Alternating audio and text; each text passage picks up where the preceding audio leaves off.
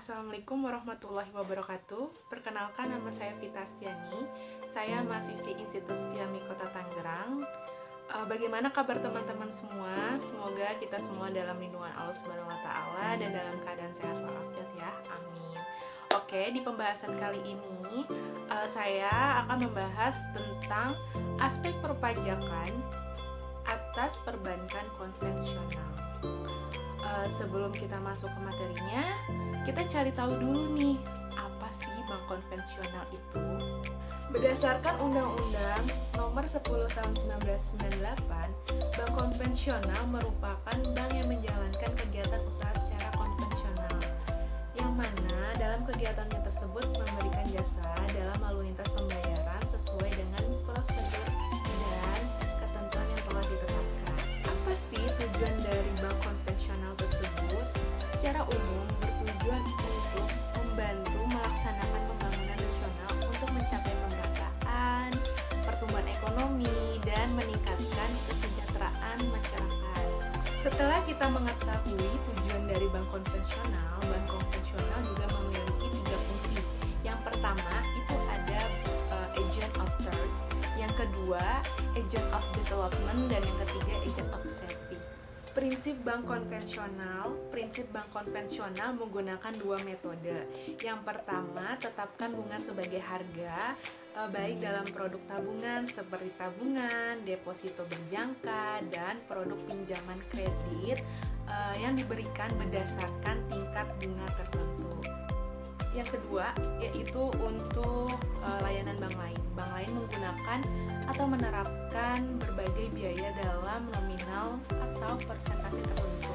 Penetapan ini disebut sebagai berbasis biaya.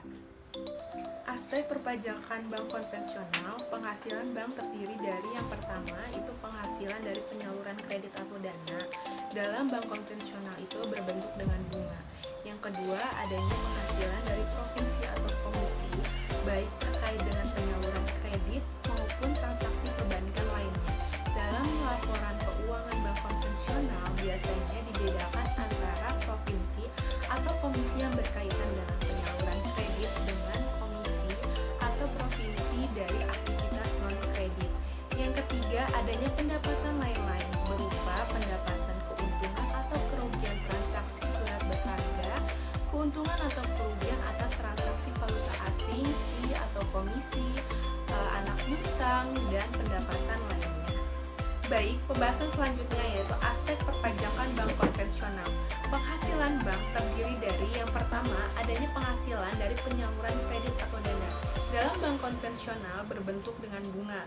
Yang kedua, penghasilan dari provinsi atau komisi, baik terkait dengan penyaluran kredit maupun transaksi perbankan lainnya. Dalam laporan keuangan bank konvensional biasanya dibedakan antara provinsi atau komisi yang berkaitan dengan penyaluran kredit dengan komisi atau provinsi dari aktivitas non-pengkreditan. Baik, selanjutnya adalah biaya. Biaya bank terdiri dari ada 4 poin. Yang pertama itu, dalam bank konvensional, biaya terkait dalam penyaluran kredit atau dana berupa imbalan atau bunga atau bagi hasil dari sumber dana. Biaya ini merupakan beban bunga atas dana dari penabung atau deposan masyarakat pemilik dana. Yang kedua, biaya normal perusahaan, biaya yang digunakan untuk mendapatkan penagih atau mempertahankan penghasilan merupakan biaya yang dapat dikurangkan dari penghasilan bruto sesuai dengan ketentuan UU PPH beserta peraturan pelaksanaannya. Dan yang ketiga itu biaya non operasional lainnya merupakan biaya yang digunakan untuk mendapatkan penagihan dan memelihara penghasilan yang tidak termasuk dalam golongan biaya di atas. Dan yang terakhir adanya biaya pembentukan atau penumpukan cadangan piutang tak tertagih. Ini termasuk dalam PMK 81 /03/2009. Baik, pembahasan selanjutnya yaitu pembentukan atau pemupukan dana cadangan. Jadi, pembentukan atau pemupukan dana cadangan diatur dalam Peraturan Menteri Keuangan Nomor 81/PMK.03/2009 tanggal 22 April 2009 berlaku sejak tanggal 1 Januari 2009. Pokok-pokok ketentuannya yaitu bank umum konvensional dan bank umum syariah serta konvensional dan BPR Syariah dapat membentuk dana cadangan piutang tak tertagih. Baik, pembahasan selanjutnya adalah besarnya cadangan piutang tak tertagih sebagai berikut. Jadi, besarnya piutang tak tertagih itu ada bank umum konvensional 1% dikenakan 1% dari piutang dengan kualitas yang digolongkan lancar, tidak termasuk sertifikat Bank Indonesia dan surat utang negara. Yang kedua, yaitu 5% dari piutang dengan kualitas yang digolongkan dalam perhatian khusus setelah dikurangi nilai agunan. Yang ketiga, 15% dari piutang dengan kualitas yang digolongkan kurang lancar setelah dikurangi dengan nilai agunan. Yang keempat, 50% dari piutang dengan kualitas yang digolongkan diragukan setelah dikurangi dengan nilai agunan. Yang terakhir adalah 100% dari piutang dengan kualitas yang digolongkan macet setelah dikurangi dengan nilai agunan. Baik, setelah bank umum konvensional, selanjutnya adalah BPR, Bank Pengkreditan Rakyat Konvensional. Yang pertama, 0,5% dari piutang dengan kualitas lancar tidak termasuk sertifikat Bank Indonesia. Yang kedua itu 10% dari piutang dengan kualitas kurang lancar setelah dikurangi dengan nilai agunan.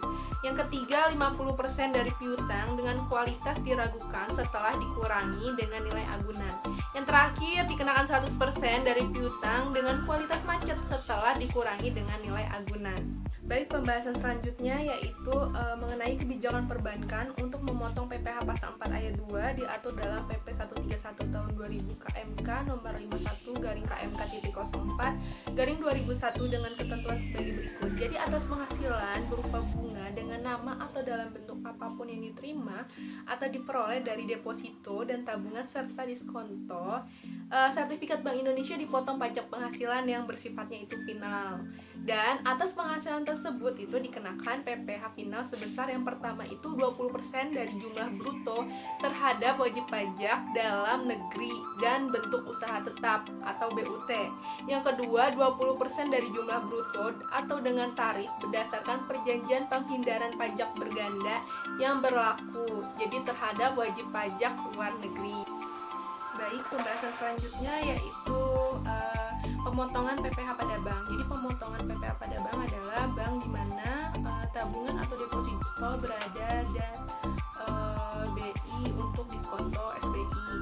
Jadi dana pensiun yang pendiriannya telah disahkan Menteri Keuangan dan bank yang menjual kembali SBI kepada pihak lain yang bukan bank atau kepada dana pensiun yang pendiriannya belum disahkan oleh Menteri Keuangan wajib memotong PPh atas diskonto SBI tersebut.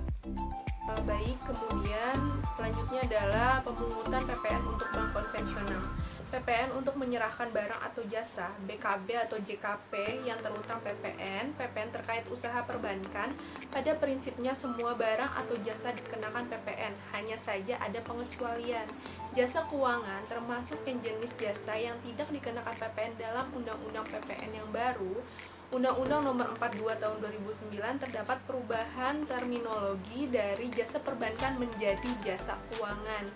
Jasa perbankan yang dimaksud dalam Undang-Undang PPN lama, PP 144/2000 adalah jasa perbankan sesuai dengan Undang-Undang Perbankan. Sedangkan menurut UU PPN baru tidak disebut lagi jasa perbankan namun jasa keuangan, jasa penghimpunan dana, penempatan dana, dan jasa pembiayaan. Dan persandingan Undang-Undang PPN yang lama dengan Undang-Undang PPN yang baru yang mengatur PPN terkait usaha perbankan.